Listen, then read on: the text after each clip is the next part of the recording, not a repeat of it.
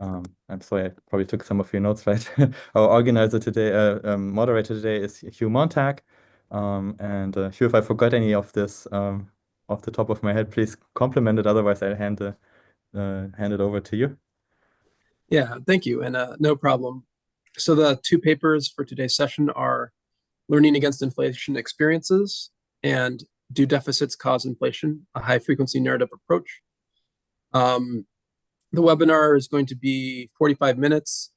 Hopefully we'll have two presentations that are 15 minutes each, although it's possible we might only have one longer presentation. We will have 10 to 15 minutes for questions and answers at the end. Attendees do not have the option to turn on their audio and video, but they are invited to write comments or questions in the Q&A space. Attendees can post their questions during the presentations, and they don't have to wait until the end of the presentation to do so. And then during the Q&A portion, I will select questions to be answered from that by the presenters.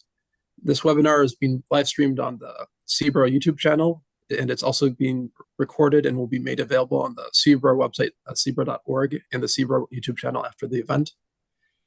And then lastly, the more formal disclaimer: participation in the CBRO webinar does not constitute or imply an endorsement, recommendation, or favoring endorsement of the views, opinions, products, or services of the Central Bank Research Association or any other participating institution, individual, or entity. All views expressed during a CBRO or CBRO-hosted event are strictly those of the authors, discussants, and other participants, and not those of CBRO, the co-sponsoring institutions, or any other participating institutions. Thank you, Raphael. And without further ado, Professor Nagel's presenting Leaning Against Inflation Experiences. Professor?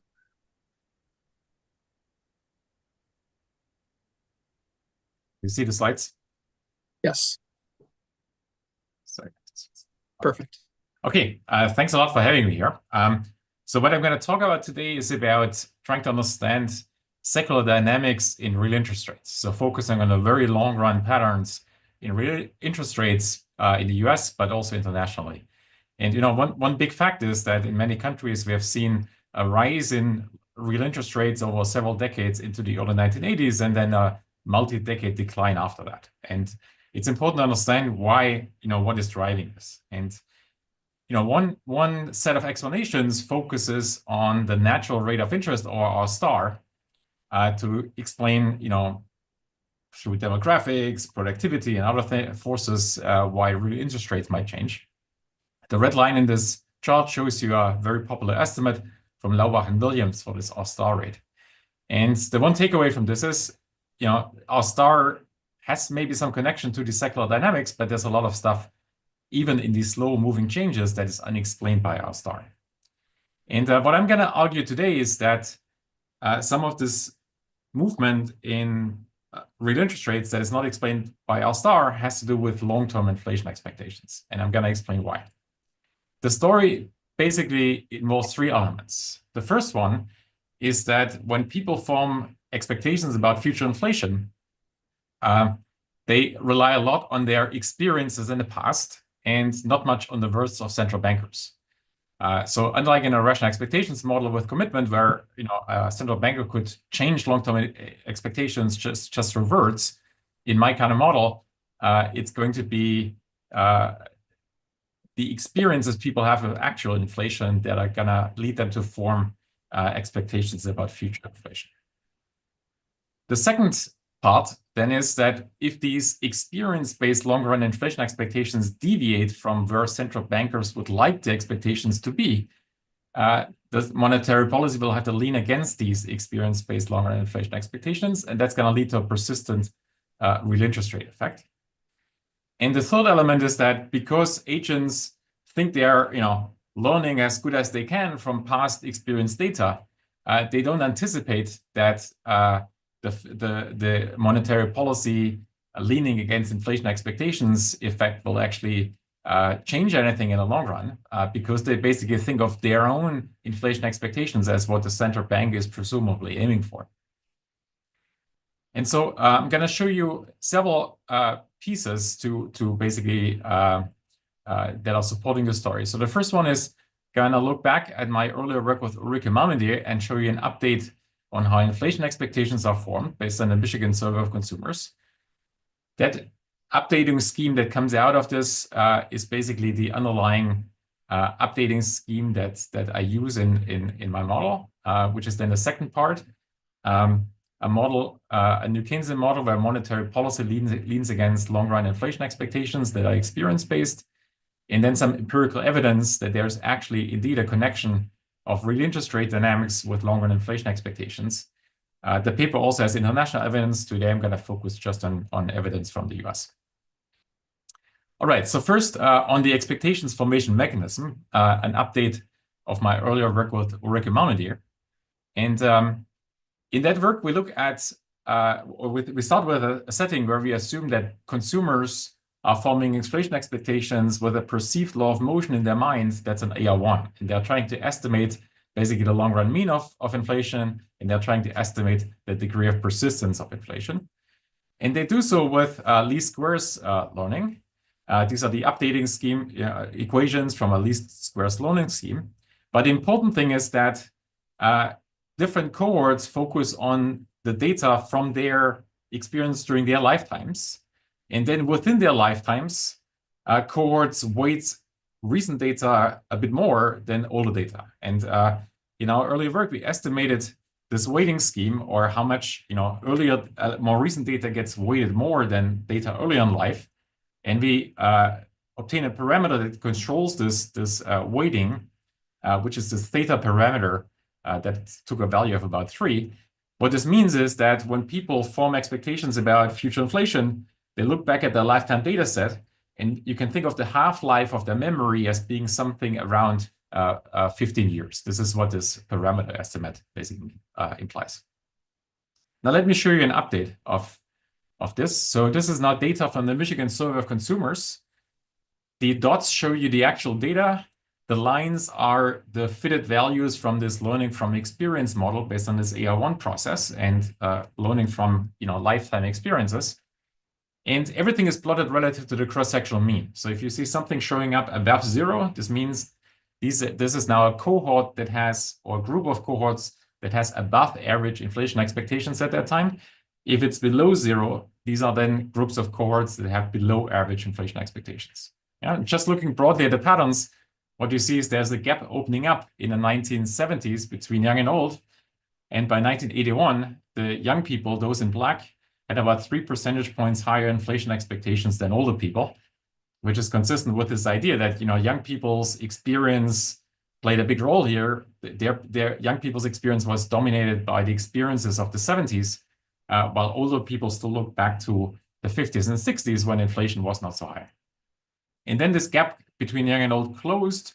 In the 2000s, it actually flipped around. So by then, it was older people that had higher inflation expectations than younger people. Again, consistent with experience-based learning, because older people at the time still had the memories of the 70s, which younger people did not have. And then everything to the right of the dashed line is basically now an out-of-sample analysis that goes beyond our original sample. And you can see that these patterns that are experience related also carry on in that out-of-sample period. And so this is now this experience-based expectations formation mechanism is not what I now use as the base for thinking about real interest rate dynamics. And I'm going to simplify now in a number of dimensions, because I want to focus, first of all, not on cross-cohort differences, but on something resembling a representative agent. And second, I want to focus on secular dynamics, not on shorter run dynamics. And so I'm not going to think about, cohorts learning from experience, but we're going to look at what, in some sense, the average agent is doing and how the average agent forms beliefs. And the second point is I'm going to focus on long-term inflation expectations. And in Ulrike and I, in our earlier paper, had already shown that once you consider the average belief across cohorts, the dynamics of the average belief actually becomes very simple. Because it becomes a constant gain learning mechanism. Even though every cohort learns with decreasing gain, once you average across cohort, you basically get a constant gain updating scheme. And in particular, for long-run inflation expectations, this thing gets a very simple updating scheme, becomes a very simple updating scheme, where basically the most recent inflation rate is averaged with the belief from the last period. And our microdata-based estimates from the Michigan Survey of Consumers basically imply a value for what that weighting coefficient should be. That's actually not going to play an important role in what I'm going to do, because I'm going to fix in the updating scheme that I'm going to use for the rest of the analysis. I'm going to fix this parameter phi to exactly this value that we obtained from the microdata. So I'm not going to use it to better match the real interest rate dynamics. I'm going to tie my hands to that value that's implied by the microdata. And it's quite an important parameter because that one determines how fast these expectations are moving over time. If you have a phi that's very big, you would have expectations that move very quickly, and so that's quite important. All right, so a brief look at the new Keynesian model. It basically has several equations that are quite standard, but with a little tweak. The first tweak is on expectations. The expectations formation mechanism for long-run inflation expectations is basically what I just outlined, this constant gain updating scheme. And then there's a Phillips curve where inflation expectations basically feed into current inflation. There's a discounted Euler equation. It's discounted to not run into forward guidance puzzle type issues. And then importantly, there's a monetary policy rule where monetary policymakers basically have a forward-looking rule where they care about inflation expectations. And in this model here, the only inflation expectations that matter is long-term inflation expectations. And so monetary policy leans against long-run inflation expectations if they deviate from the target where central bank would like inflation to be. And so let me show you how this kind of plays out. Here's a quantitative analysis that's meant to, in a stylized way, to represent what happened in the 1970s, where the dashed line shows you some cost push shocks that hit the economy for a number of periods at first. So think of this as the 1970s. And then the blue line is the inflation rate that results from that. It actually goes up a bit more than what these cost push shocks induce on their own. And that's because once inflation was high, this now gets to the yellow line. Once inflation was high, it starts to produce higher inflation expectations in the future through this experience-based learning mechanism. And this then also contributes to raising inflation through the Phillips curve.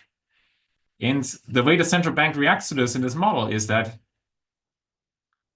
here the yellow line is again the same inflation expectations, long-run inflation expectations as in the previous plot. The way the central bank reacts to this is when the higher subjective inflation expectations are, the higher they want to have the real rate because they want to engineer lower inflation to get these long-run inflation expectations back down. And so what we then see is a strong co-movement between the real rate, which is shown here in blue, with these long-term inflation expectations that are shown in yellow. And this is basically what I'm going to look for in the data. Is it true in the data that real rates and long-term inflation expectations are so closely connected? Okay, so here's the data I'm going to work with.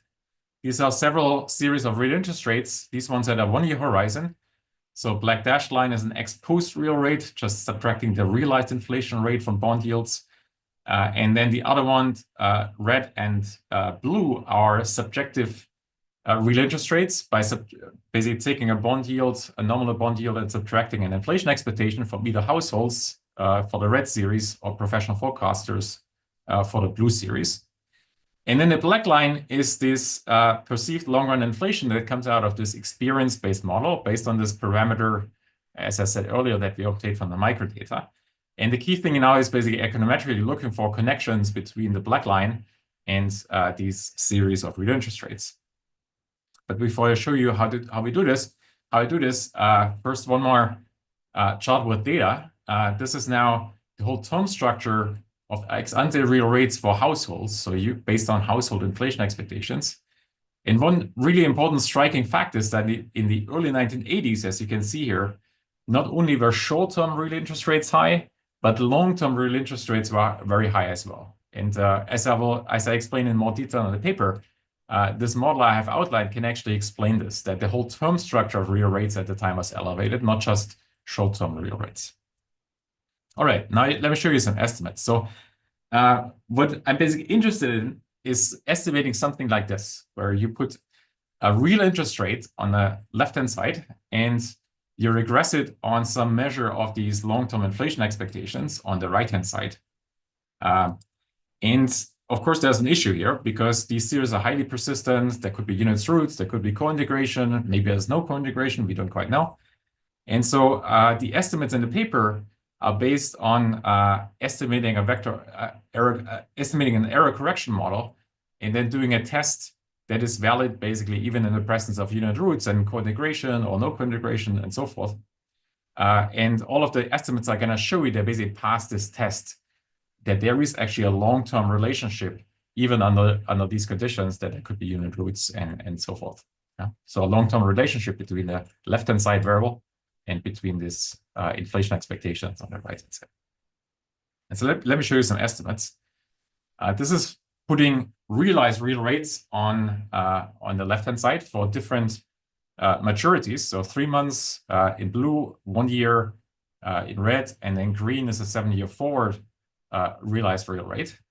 And they are now regressed on this experience-based long-term inflation expectation series. And the coefficient magnitude tells you for 1 percentage point move in long-term expected inflation, how much do real rates move? And you can see it's a coefficient of about 1.5 for the shorter maturities. So 1 percentage points higher inflation expectations in the long run means 1.5 percentage points higher real rates. Here's the same thing with subjective real rates using household inflation expectations subtracted from bond yields. And there you see, again, coefficients with magnitude of around 1.5. And it's very much the same across the whole term structure. And this model that I outlined earlier predicts exactly that for subjective real rates, you should find that the whole term structure moves up and down, basically level shifts with long-term inflation expectations. Okay, 1 minute left. Yep, sounds good. And so just to show you graphically how what this contributes in terms of explanatory power, this is a series of 5-year real rates based on household inflation expectations. The red line shows you R star again, and the blue line shows you what's explained basically by this inflation expectation component that I was trying to contribute here or understand, in addition to R star. So basically adding this over and above R star. And so you can see the blue line does a lot better in explaining the actual real rate series that we see in the data. All right, there's international evidence as well. I'm going to jump into this. Also, the story or the model explains a whole bunch of other facts about the co-movement of nominal rates with real rates and a whole bunch of other things. The paper has more details on this. But in the interest of time, I'm going to wrap this up here. So the one important point to take away is that the evidence here shows that through this leaning against inflation experiences channel, monetary policy has a substantial, very persistent effect on real rates. And so even if one focuses on just secular long-term changes in real rates, one shouldn't necessarily assume that this is all about the natural rate. Inflation expectations can actually contribute quite a lot also to these secular dynamics of real rates.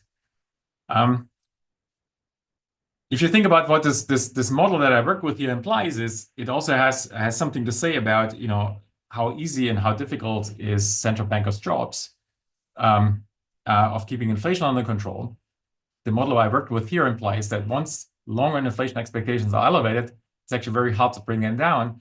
It requires an extended period of high real rates, kind of like in the early 1980s, to bring inflation back down. This is, in some sense, the opposite view of Sargent, where he said, well, policy could just reset expectations after a hyperinflation. But I don't think there's really a contradiction, because Sargent was looking at cases where there was a drastic fiscal policy regime change, and something like this could, of course, reset expectations, while my analysis is basically done in a setting where there's no drastic regime change, but we are kind of looking at a more normal policy environment. Yeah, and so the bottom line is monetary policy matters more for secular dynamics of real rates than is commonly believed. Okay, great. Thank you. We're going to move on to our next presenter now. Professor Hazel will be presenting Do Deficits Cause Inflation? A High-Frequency Narrative Approach. And Professor, if you can share your screen. Yeah, time is yours. You can hear me? Yes, I can hear you. Excellent. You can see my screen? Yes. Perfect. Yes. Perfect. Okay, thanks a lot. Thanks so much for the invitation. It's great to be here. This paper is called The Deficits Cause Inflation, a High-Frequency Narrative Approach. It's joint work with Stefan Herbler, who's a great PhD student at LSE. And the question is, do deficits cause inflation? It's a topical question, also a classic one, but it's topical because fiscal stimulus has been quite large recently, 13% of US GDP in December 2020 and March 2021, and inflation has subsequently gone up by a lot, as much as 8%. But there's an empirical debate. Some are arguing deficits were important for the 2020s inflation. Others say deficits weren't so important, and ultimately it's an empirical challenge. We've got the usual emitted variables concern. There were other potentially inflationary shocks, oil supply shocks, pandemic. It's going to be difficult to disentangle the effects of these from the effects of the fiscal policy. And it's especially difficult because we're thinking about a single influential episode. Many shocks are happening during this episode. Disentangling the effect of any individual shock is going to be difficult. On the other hand, of course, single episodes are very influential for macro theories. If you think about the Great Depression, the 60s to 80s inflation, or the post-pandemic period, these are really shaping our thinking.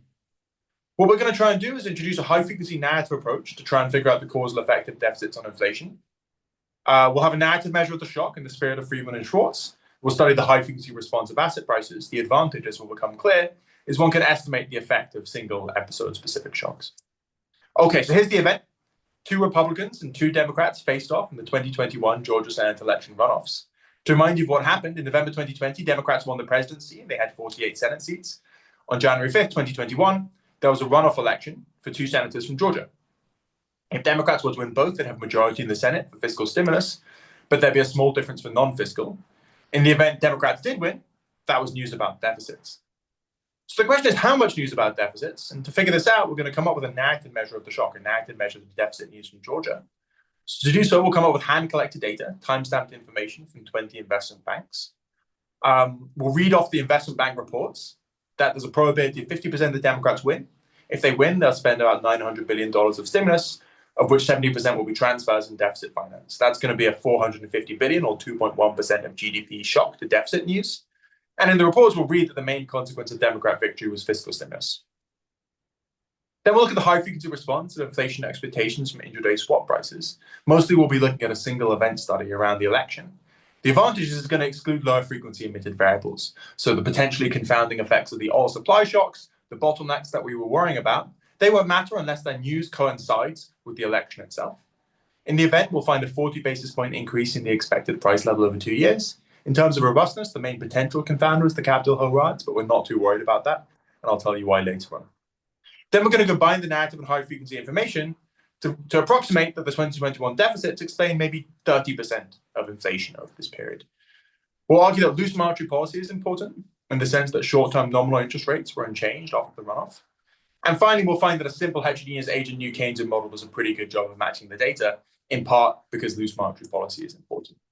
Quickly in the data, we're going to study intraday risk-neutral inflation expectations from swaps. As you know, swaps are contracting on future inflation. Of course, swaps also embed an inflation risk premium that's stable over this period. So I want you to think about the swap prices that I'll show you as markets' expectations of inflation. And then we'll also have new hand-collected narrative data from investment banks. These data are pretty cool. We haven't seen them used before. What happens is that investment banks like Goldman Sachs or other macro research groups like Bloomberg or Moody's, they produce reports around market-moving events. They distribute them to market participants. They're time-stamped. They have rich narrative detail. And so they're going to be a great proxy for markets' beliefs with lots of information that we can read to figure out what markets think is going to happen. In terms of the paper, I'm going to start by estimating the shock from narrative methods. So let me tell you about that. To just remind you of the events, in March 2020, there was the CARES Act, a $2.2 trillion or 10.3% of GDP. Most of the paper is not going to be about this, but I just wanted to kind of remind you of it to send to what we do talk about, which is that in November 2020, Biden was elected. The Democrats had 48 Senate seats. There were 2 Georgia Senate seats to be decided on January 5th. The Georgia runoff was pivotal for deficits because if Democrats were to win, they'd be able to pass fiscal legislation without Republican support. But it wouldn't be pivotal for non-fiscal legislation. In the US, non-fiscal legislation requires 60 votes in the Senate. That would be out of reach no matter what happened. Georgia. In December 2020, there was the bipartisan stimulus worth $900 billion or 4.2% of GDP. There was the Georgia runoff itself. On January 5th, there was election day. On January 6th in the afternoon, there was the Capitol Hill riot, a potential confounder. On January 7th, both Democrats were declared victors. In the event, there were two pieces of Democrat legislation. In March 2021, the American Rescue Plan was a $1.8 trillion or 8.4% of GDP stimulus. And then a year later, there was an approximately deficit-neutral infrastructure bill called the Inflation Reduction Act. Then we're going to try and measure a narrative, measure the shock to news about deficits from the Georgia runoff. And if you think it's not so straightforward how you might measure this, so if you just cracked open a newspaper like the Wall Street Journal, afterwards they might tell you what they think Democrats are going to do. But what we need is something more. We need to understand counterfactually if either Democrats or Republicans were to win, what would happen in either case. Only then can we measure the amount of news released when we go from some chance of either party winning to Democrats winning for sure. Fortunately, this is exactly what the investment banks contain. So what we need is to read from the investment bank reports the expected stimulus if Democrats win, the probability of Democrat victory, and the expected stimulus with divided government. When we read all these, we find that markets think if Democrats win, they'll spend $900 billion. The probability of Democrat victory is 50%. And if Republicans win, then no more stimulus is going to get passed. That comes to going from a 50% chance to an 100% chance of $450 billion of fiscal news. That's a shock to fiscal news of about 2% of GDP. Markets think the stimulus is going to be deficit financed, mostly transfers. And additionally, they think the main other policy that's going to be a consequence of Democrat victory is delayed in tax financed infrastructure, which quantitatively isn't going to be very important. Markets don't really think, and this is a bunch we do in the paper, they don't really think Democrats are going to be passing other inflationary policies like regulations or that kind of thing. So that's a narrative shock, 2.1% of GDP. And then we're going to look at the high frequency response from asset prices. To belabor the point from the introduction, why look at asset prices? Because it's going to eliminate lower frequency emitted variables. If we look at the high frequency response of inflation for expectations from swaps, other shocks that might matter at like a monthly or annual frequency, like oil shocks, post-pandemic bottlenecks, and so on, they aren't going to matter at high frequency and confound our estimates unless news about them coincides with a narrow window around the election victory. So to estimate the causal effect of the election on asset prices, we'll do a single event study. This is pretty standard from the corporate finance literature. We'll assume that the asset price, YT, before the event at time capital T, has a typical movement, epsilon. So that could be like normal movements in liquidity or risk premium. Then after the event, it's the sum of epsilon t plus alpha t. Alpha t is the causal effect of the election itself. Our estimated causal effect, alpha hat capital T plus J, is simply the actual asset price after the event, Y capital T plus J, minus the expectation just before the event of what the asset price would have been if the event hadn't come to pass. If, in this case, Democrats had won in Georgia.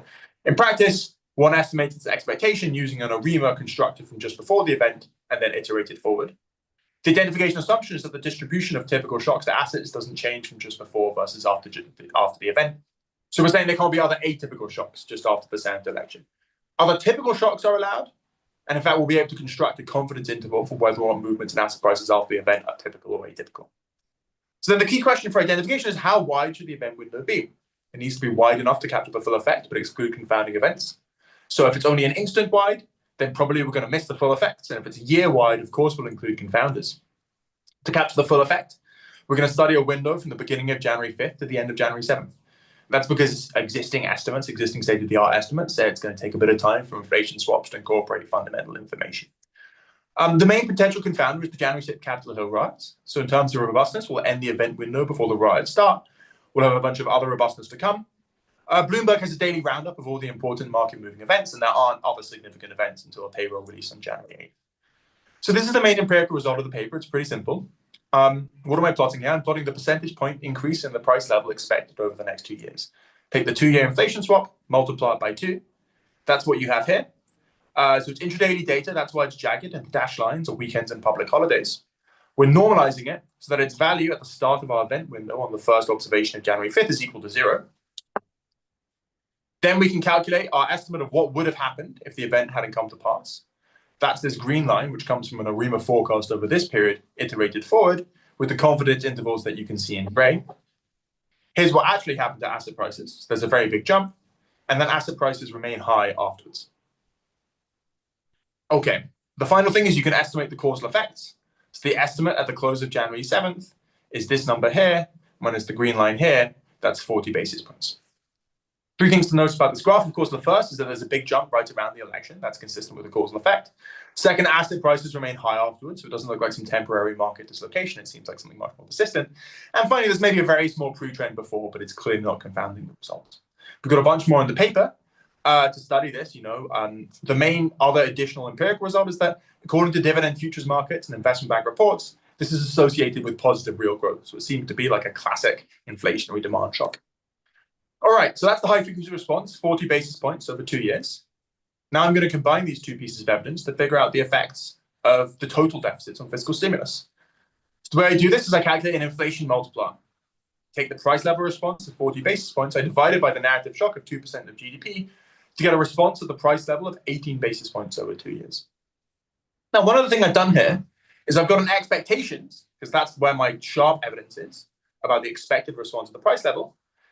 And then here I'm saying, well, let me look at the response of the actual price level over the next 2 years. And of course, this is a bit more of an assumption, because what I'm really assuming is that the response of inflation forecasted deficits is approximately an unbiased estimate of the response of actual inflation to deficits, because I want to go from making a statement about inflation expectations where I have this sharp causal evidence to a statement about actual inflation where I have less sharp evidence. So that's one thing to bear in mind as a potential limitation. We have some evidence in the paper suggesting this isn't a crazy assumption, though. Taking this inflation multiplier seriously, we can extrapolate to figure out the effect of the 2021 deficits on inflation. We take 13% of GDP, multiply by the 18 basis points inflation multiplier. One ends with a price level, or excuse me, one ends up with a price level response of 2.3% of GDP, of 2.3% over 21 to 22. That's about 30% of the 2021 to 2022 inflation, suggesting deficits were pretty important. Also not the only cause of inflation. If one adds in the CARES Act as well and applies the same inflation multiplier, one gets to about 50% of 21 to 22 inflation. Finally, loose monetary policy seems to be important. This is the final empirical result. Short-term rates were unchanged. That's what you can see in this graph here. I'm just plotting the 1 year nominal bond rate. And you can see that from just before versus just after the election, the nominal bond rate doesn't change. In real terms, short-term interest rates fell, and that's consistent with loose monetary policy. Great. So the final exercise we do in the paper is we just ask, can standard models match the inflation multiplier? That's useful for two reasons. Firstly, because arguably this is exactly what standard models are supposed to answer, the link between deficits and inflation. So this is a useful event to confront them with. And secondly, it's also going to be a little bit more precise about what exactly this reduced form estimate and this reduced form experiment is supposed to capture. And we'll study an extremely simple heterogeneous agent New Keynesian model. I'll sprint through it. There's a fraction mu of hand-to-mouth households. They're consuming, their consumption CHT depends on their payroll after deducting lump sum taxes. Lump sum taxes could be negative. That would mean they are tax rebates. And they're in orange because orange will connote parameters controlled by the government. There's a remaining fraction, 1 minus mu, of overlapping generation households with survival probability 5. They're going to maximize consumption and savings to maximize the expected present value of utility, discounting by not only the factor beta, but by also their death probability 5. And they have isoelastic preferences over consumption and labor supply. They've got a normal budget constraint, which says the sum of consumption and assets has to equal the rate of return on past assets plus payroll after deducting lump sum taxes. Again, the nominal interest rate and the lump sum tax is controlled by the government. There's market clearing with consumption with output equaling the sum of consumption and government purchases. Finally, there's a normal sticky wages Phillips curve. I've got this set up with hand-to-mouth and OLG households to model a departure from Ricardian equivalence, an approximation to a richer heterogeneous agent New Keynesian model. In terms of policy, the government's going to set the interest rate, lump sum taxes, and government spending in order to satisfy the budget constraint. We'll do a standard calibration to pre-2020 data. We'll calibrate the consumption block to target marginal propensities to consume from the data, a flat but positively sloped Phillips curve. And in the model, what we're going to do is we're going to evaluate the inflation response implied by the model to the deficit bundle, the combination of structural shocks that's realized around the Georgia runoff. We'll then compare to the estimated inflation response. So we'll say if we take the model, feed in deficit shocks from the data, is it going to respond with the kind of inflation that we saw in the data? So we do a bunch. It turns out that one can sort of get a good sense of what are the structural shocks from reading the high frequency narrative information. So we read the path of nominal interest rates, lump sum taxes, and government spending from the narrative reports. We read the timing of government spending, which is very important, from the realized path of spending of the American Rescue Plan. We look at the path of debt repayment from how long-term interest rates behave. We feed in nominal interest rate shocks from the high frequency response of interest rates, and we assume the economy is in steady state after 10 years. So these are the shocks that we feed into the model. On the left-hand side is the path of fiscal stimulus. So in blue is how transfers are expected to respond due to the innovations of the Georgia shock, 2021, 2023, and so on. In orange is how government spending is supposed to respond after the Georgia shock. On the right-hand side is monetary policy, how interest rates are expected to change in nominal terms. So at the short end, nominal interest rates don't rise at all. In the long end, nominal interest rates rise by a lot. What happens to inflation? This is the middle panel. So basically, the simple Hank model does a good job of matching the data. In blue, here's what happens when we feed in the shocks realized around the Georgia runoff. The model says this is what we expect to happen to inflation in 2021, 23, 27, and so on. In the data, in orange, is what markets think is going to happen to inflation. Inflation's meant to go up by a similar amount to the model. One can take two things away from this. Either the model passes the quote-unquote market test, in the sense that markets and the model agree about what's going to happen.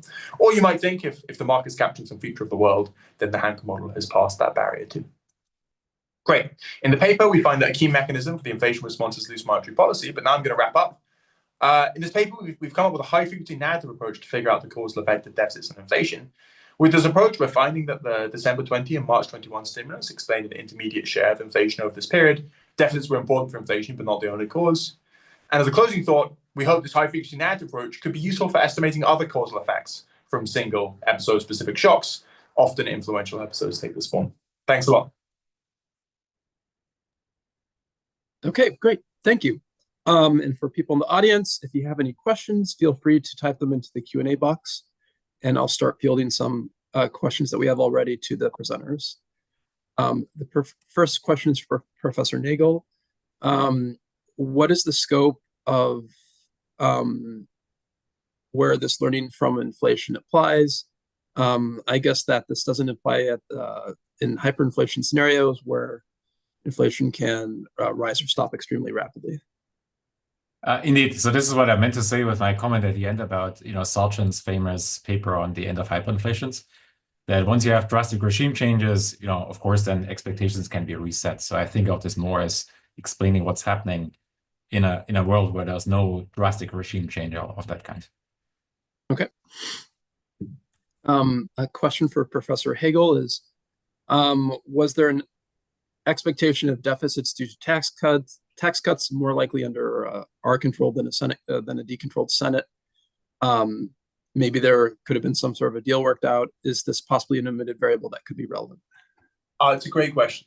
So we were exactly worried about something like this, or more generally, other differences in policies between Democrats and Republicans that could have raised inflation. And so what we do in the paper is we go back and we read all of the reports, both with the human and ChatGPT, to say what are the likely outcomes of victory. We classify these into topics. And basically, in terms of topics, what seems to matter is that Democrats are going to do stimulus and they're going to do infrastructure spending.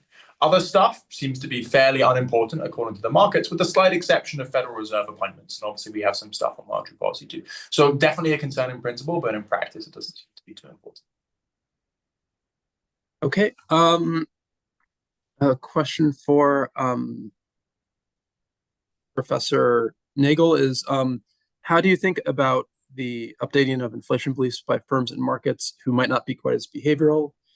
In terms of the model, should the central bank optimally weight all types of agent beliefs?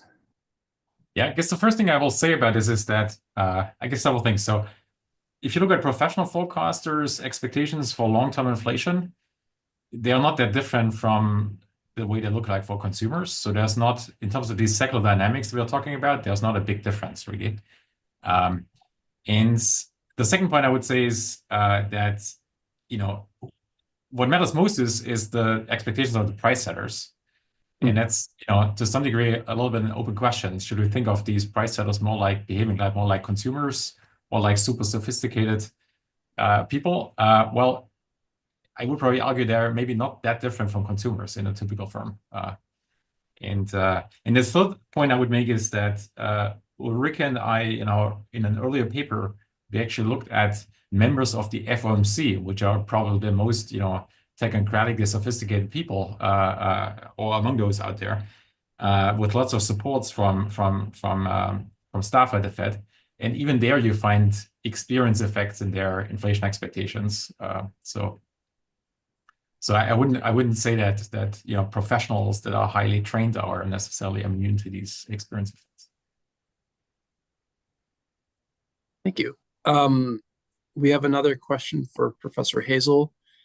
Let's see. The narrative measure is really cool. How thick does the set of sources have to be to capture the main information factor? Given that we only have 20, or you only have 20, how about other financial expert reports, which could be noise, but maybe could also influence agents' behaviors? Great question. So we'd love to have many more than 20 reports. We think we're roughly restricted to the 20 for the following reason, which is that it's relatively uncommon for reports by financial market participants to describe in advance of the event that's going to come to pass what might happen under the different scenarios. So that's sort of where the investment banks shine, because they do this kind of scenario analysis where they say in advance of the event what they think is going to happen. Ideally, we'd have hundreds of these. Our sense is that other kinds of analysts just don't commit to this specific information on paper. So looking hard through the Financial Times, the Wall Street Journal, Bloomberg News, not Bloomberg Economics, the consultancy, typically what they say is they say something like, oh, we think Democrats are going to spend more than Republicans and they're quite likely to win. And obviously that's not usable quantitative information, whereas the investment banks do commit to this. So ideally we'd have 100, but we only have 20 for that reason. And I think it's one of the big asterisks about the paper is how seriously do you take these 20 investment banks? A related concern is that the banks are hopefully a good proxy for the market, but they might not be a perfect proxy for the market. The banks in the market might disagree. Okay. Thank you. I have a question for Professor Nagel, which is that the learning model, I think you developed it in 2016. But when I kind of think about the recent bout of inflation, it seems like there was a lot more uncertainty about what the true beta was, the persistence of inflation and the magnitude of inflation shocks rather than the long run rate of inflation. I guess how do you think of your learning from experiences model applying to maybe a case where people don't know how persistent the inflation shocks are? I guess that's in our model that's incorporated in the sense that people are trying to figure out what the persistence is, and they learn about this from data that they see, right? So I abstracted from the persistence aspect in this presentation here because I'm in that model just focusing on long-term inflation expectations. But that model that we developed, this learning approach, takes this into account, and it is indeed a problem that people have. Persistence used to be high in the 70s, then it came down. Did it go up again now? Well, how do you find out? You try to figure it out from data. That's sort of how it works in that framework. I guess I have one last question for Professor Hazel, which is, I guess, could you elaborate a little bit on these investment bank reports and if they're just kind of putting them out there, do we think that these represent the best information that these investment banks have given, or they're presumably not, sounds like they're not charging for access to them. So I guess my question is, do these represent their unbiased beliefs, or are they maybe keeping a richer set of information for themselves? Right. No, exactly. So the model that operates here is that if you're a market participant and you trade an investment bank, then they will give you the research for free. So it's a loss leader of sorts. At least this is true in the US. In the EU, there's more of a fee for service. It's a huge concern. I think if the biggest concerns of this paper, I would say is probably that. So I sort of have this I guess the outcome, I had the shock and the response. And for this multiplier exercise, it's important to get both the shock and the response right so you can scale up and scale down the total effects of deficits. I think, I'm reasonably confident in how the response of inflation expectations evolve, but with the shock, less confident. Now, I will say that within the sample of 20, in terms of the actors, most of them are investment banks, but maybe 3 or 4 of them are non-investment banks. So Moody's Economics, Bloomberg Economics, a couple that aren't investment banks. They cluster in the same place that the investment banks do, which is about 900 to $1 trillion. It's not obvious why they would have an incentive to sort of hide that and sort of say a number systematically different from what they believe. And the data doesn't seem to support that, but at a high level, it's absolutely a concern limitation of the data. That said, I do think the data are very cool and very underrated and sort of pretty easy to access. I think it's something economists should try to teach more. Okay. Great, thank you. I think that's all the time we have for questions and for the seminar. I would like to thank the 2 presenters for talking about their papers today, and I would also like to thank everyone in the audience for attending. Thanks for having me. It was great. Thank you both. Thanks a lot. Yeah, there's so Take much care. more to Thanks, talk Raphael. Nice about. to meet you. Really enjoyed it. All right. Have a good